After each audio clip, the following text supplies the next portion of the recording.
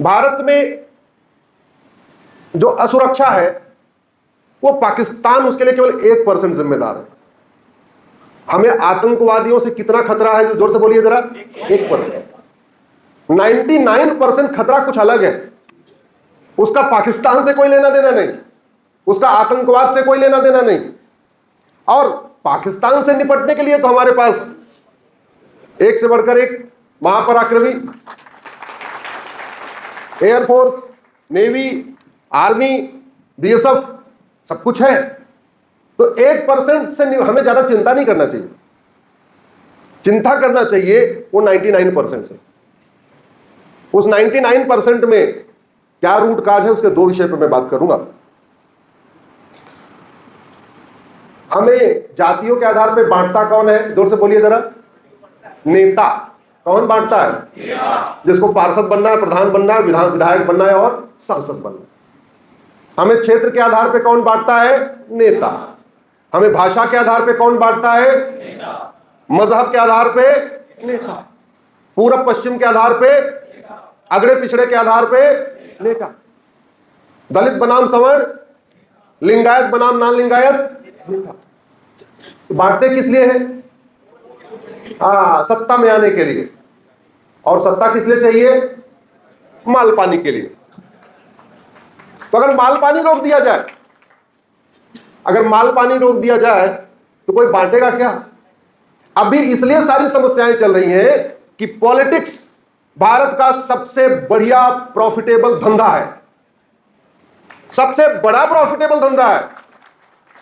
5 करोड़ लगाओ, 5 साल में 50 करोड़ कमाओ, नेट 45 करोड़ का फायदा। इतना तो शेयर मार्केट में भी नहीं है क्या? इधर कुछ बिजनेसमैन है, वो प्रबुद्ध भारत कहां गए, वो चलाते, वो भी बिजनेसमैन है। अरे इतना फायदा है क्या? 5 का 50 है क्या? पॉलिटिक्स में है, गारंटीड है। तो न रहेगा बांस न बजेगी। इसका मतलब अगर करप्शन खत्म कर दिया जाए तो लोग, गंदे लोग पॉलिटिक्स में आना छोड़ देंगे। और जब सही लोग पॉलिटिक्स में आएंगे, न जातिवाद होगा, न भाषावाद होगा, न क्षेत्रवाद होगा, न अलगाववाद होगा, न कट्टरवाद होगा, न मजहबी उन्माद होगा, न अगड़े पिछड़े की झगड़ा, न दलित बनाम सवर्ण, न लिंगायत नान लिंगायत। ये समस्या खत्म हो सकती है कि नहीं? जोर से बोलिए जरा। मैं वकालत करने के पहले इंजीनियर था,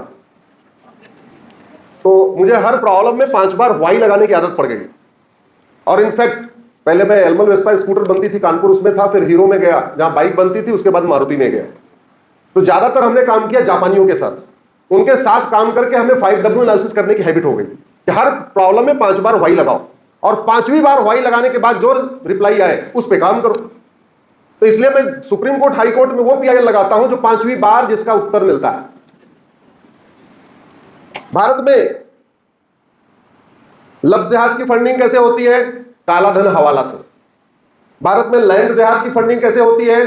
काला धन, जोर से बोलिए जरा, हवाला से। भारत में घुसपैठ जिहाद की फंडिंग कैसे होती है? काला धन, हवाला से।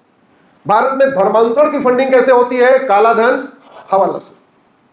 इसका मतलब अगर काला धन हवाला रोक दे तो लफ्ज जिहाद रुक जाएगा, लैंड जिहाद रुक जाएगा, घुसपैठ रुक जाएगी, धर्मांतरण रुक जाएगा। रुक जाएगा नहीं रुक जाएगा? हमारे देश में ऑपरेशन सिंदूर हुआ, 26 बहन बेटियों का सिंदूर उजाड़ा, हमारी 26 बहन बेटियों का। उसके बदले हमारी सेना गई और आतंकवादी ठिकानों को नष्ट करके आई। मेजर साहब बैठे हुए, ये आतंकवादी ठिकाना होता क्या है? अरे मतलब कोई विवाह मंडप होता है, कोई शादी वादी का होता क्या है वो? ये तो सैनिक सेना के लोग ज्यादा अच्छा बताएंगे।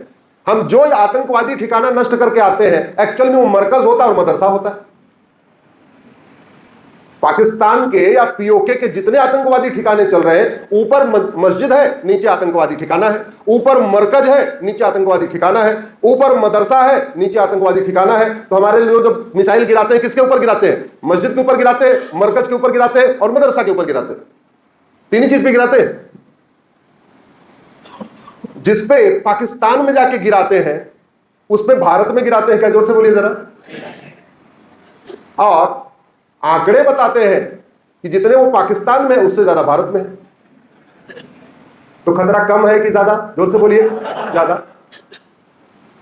26 बहन बेटियों का सिंदूर आतंकवादियों ने उजाड़ा, उससे ज्यादा लगभग साल में 10,000 बहन बेटियों का सिंदूर तो थाने के भ्रष्टाचार के कारण उजड़ जाता है। थाने के टॉर्चर से परेशान होके, थाने से परेशान होके 10,000 लोग आत्महत्या कर लेते हैं। इसका मतलब 10,000 बहन बेटियां विधवा होती हैं, 10,000 माता पिता का बुढ़ापे का लाठी का सहारा चला जाता है और लगभग 20-25 हजार बच्चे अनाथ हो जाते हैं। इस पे चर्चा होती है क्या? मैं भी नहीं करता था। आज संस्था प्रबुद्ध भारत है तो हमने कहा सारे प्रबुद्ध लोग आए हैं तो चर्चा इस पे कर लेते हैं।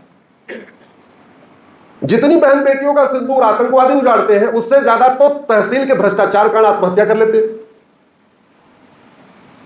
तहसील का भ्रष्टाचार खत्म हो सकता है कि नहीं? जोर से बोलिए। क्या भ्रष्टाचार लाइलाज समस्या है? क्या भ्रष्टाचार विश्वव्यापी समस्या है? क्या जितना भ्रष्टाचार भारत में है इतना सिंगापुर, जापान, जर्मनी में है क्या? इसका मतलब लाइलाज समस्या तो नहीं है।